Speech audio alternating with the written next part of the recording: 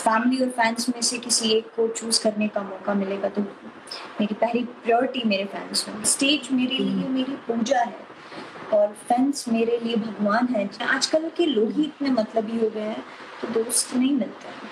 और कई बार तो ऐसा होता है कि आपको जो आपके साथ काफी सालों से काम कर रहा है वो याद मार देता है। किताबें इतना ज्ञान आपको नहीं देती हैं जितनी ये दुनिया आपको सिखा देती है।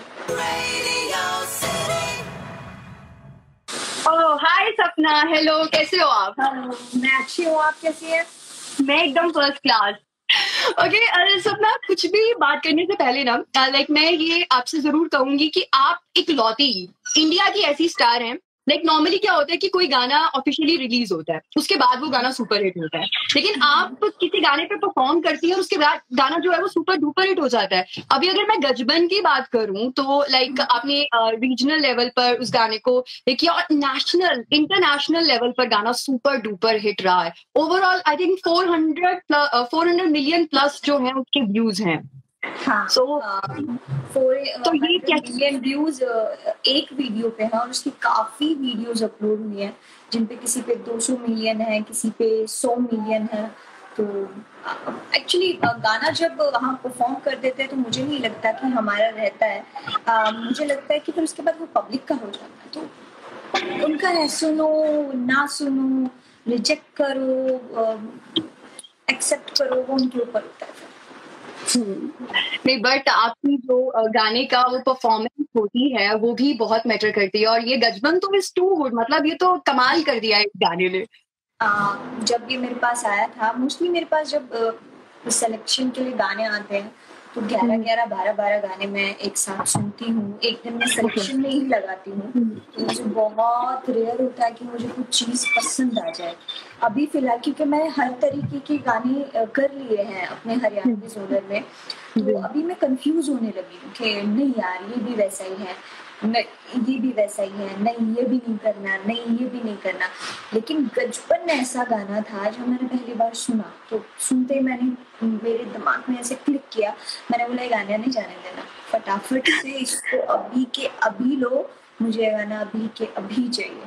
तो गजबन उन गानों में से है जो एकदम से गाना कान में बजता है और आप उसको कैच करके बैठ जाते हो कि हाँ ये गाना तो बाबा रे बाबा।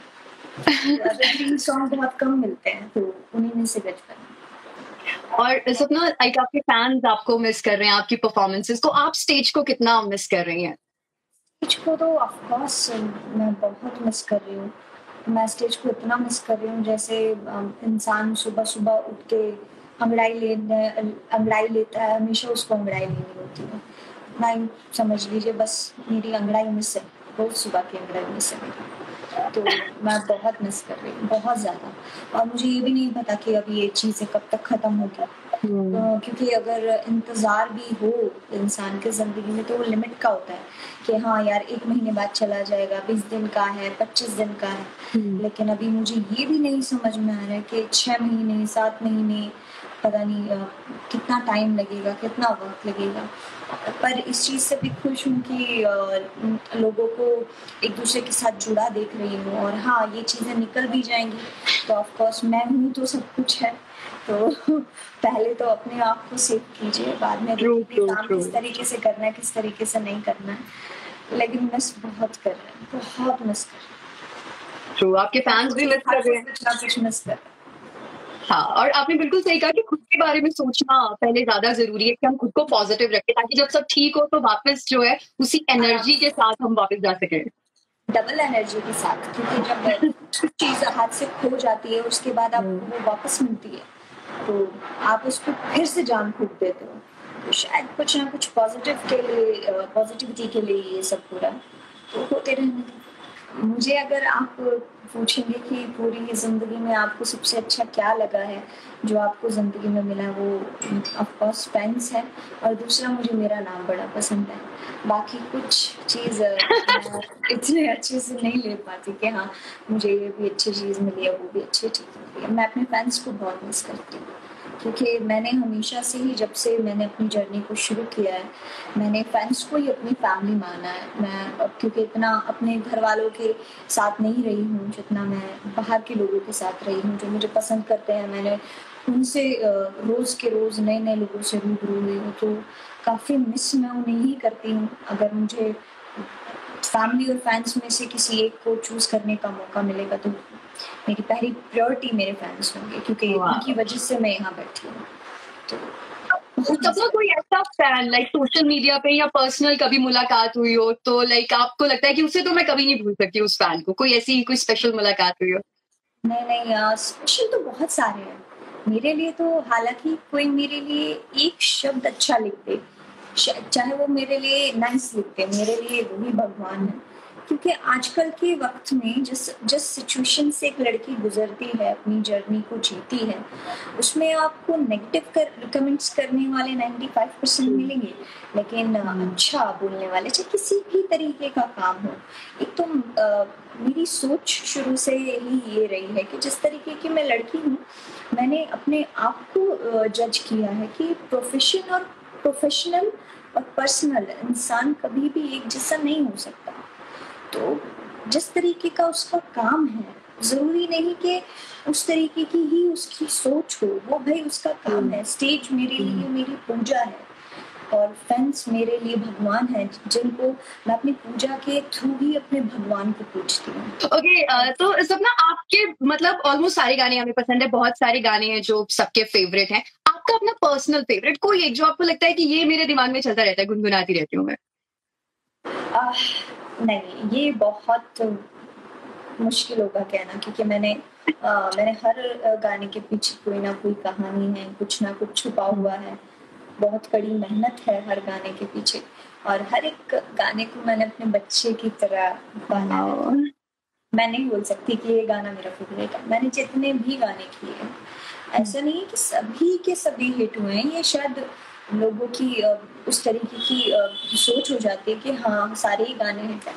1-2 गाने ऐसे भी रहे हैं जो नहीं चले, और ये आपकी जर्नी में पॉसिबल होता है कि नहीं चल पाते हैं कुछ गाने, पर वो भी मेरे दिल के उतने ही करीब हैं। नाइस।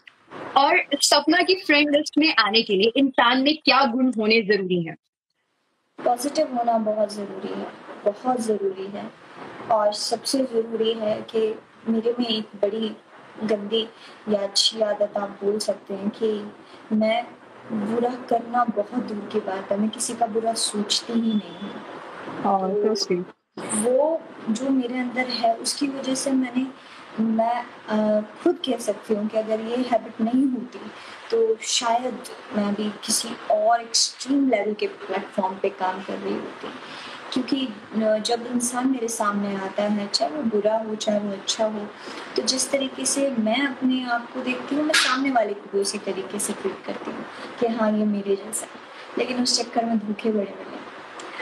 तो पर उस चक्कर में जो धोखे मैंने खाए हैं, तो उसकी वजह से मैं बोलती हूँ कि जो इंसान अगर मेरा फ्रेंड, वैसे तो मेरे दोस्त बनते ही नहीं है और ना मेरे को लगता है कि दोस्त बन सकते हैं, क्योंकि मैं ऊपर का माला मेरा खाली है, तो बहुत कम दोस्त हैं, दोस्त है ही नहीं, आप ये बोल सकते हैं।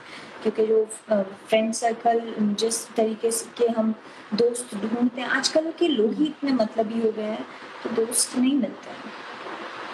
दोस्त ढूँढना मुश्किल हो गया। बहुत मुश्किल हो गया है। तो इससे अच्छा है कि उन चीज़ों को दोस्त बना लीजिए जो बोलती नहीं है। क्योंकि जो चीज़ें बोलती नहीं है, अगर आप उन लोगों को दोस्त बना लोगे तो अलग तरीके की पॉजिटिविटी फील करोगे। हाँ। अच्छा सपना, आपकी इस बात से मुझे अपनी लास्ट कॉन्वर्सेशन याद आ रही, तब भी आपने कुछ बातें ऐसी कही थी, मुझे बहुत टाइम तक याद रही। मतलब वो इतना पॉजिटिव आपको फील करवाती है ना, सो इसीलिए आप अच्छी परफॉर्मर होने के साथ-साथ बहुत अच्छी स्पीकर भी हैं। हाँ, ये बोल सकते हैं, क्योंकि स्पीकर मैं इसलिए बोल सकती हूँ क्योंकि 12-13 साल हो गए हैं लोगों को देखते-देखते, जज करते-करते, ठोकरें खाई हैं, गिरी, उठी, फिर गिरी, फिर उठी, और कई बार तो ऐसा होता है कि आपको जो आपके साथ काफ़ी सालों से काम कर रहा है, वो ही लात मार देता है, और फिर भी आप कुछ नहीं कर सकते। तो हो जाता है इंसान सोच-सोच के, समझ-समझ के। बोलते हैं ना कि किताबें इतना ज्ञान आपको नहीं देती हैं जितनी ये दुनिया आपको सिखा देती है। दिखा रही तो थी। शायद दुनिया से सीख गए। सपना, आप मतलब लास्ट में कुछ अगर क्वेश्चन के जवाब देना चाहें अपने फैंस के यहाँ पर, सो प्लीज। मैं कभी मैं जवाब बिल्कुल देती, लेकिन हेलो हाय सारी चीज़ें आ रही हैं, तो मैं आप सभी को दिल से धन्यवाद कहूँगी और यही कहूँगी कि हम आर्टिस्ट लोग पूरी ज़िंदगी आपको हंसाने में निकाल देते हैं, हमारे सोने का टाइम भूल जाते हैं, खाने का टाइम भूल जाते हैं, और जिस वक्त आर्टिस्ट को फैंस की ज़रूरत होती है उसी वक्त आप लोग अगर साथ नहीं देते तो अच्छे से अच्छा आर्टिस्ट डिस्टर्ब हो जाता है, डिप्रेशन में चला जाता है। तो आप, मैं ये नहीं कहूँगी कि मेरा साथ दीजिए, मैं ओके हूँ, आप मुझे 10% प्यार करते हैं, मेरे लिए वो 100% है, लेकिन अभी जिन लोगों को ज़रूरत है उनके साथ ज़रूर खड़े रहिए, क्योंकि ऐसा ना हो कि हम धीरे धीरे करके अच्छे अच्छे कलाकार हिंदुस्तान से खो दें। तो ये मेरी सभी से रिक्वेस्ट है, क्योंकि मैं भी एज एन ऑडियंस ही सब लोगों को देखती हूँ, मैं कुछ नहीं हूँ, मैं नहीं मानती कि मैं बहुत बड़ी आर्टिस्ट हूँ या मैं बहुत कुछ हूँ आप लोगों के आगे, क्योंकि ऑडियंस ही है जो एक नॉर्मल से इंसान को एक आर्टिस्ट का दर्जा प्राप्त कराती है।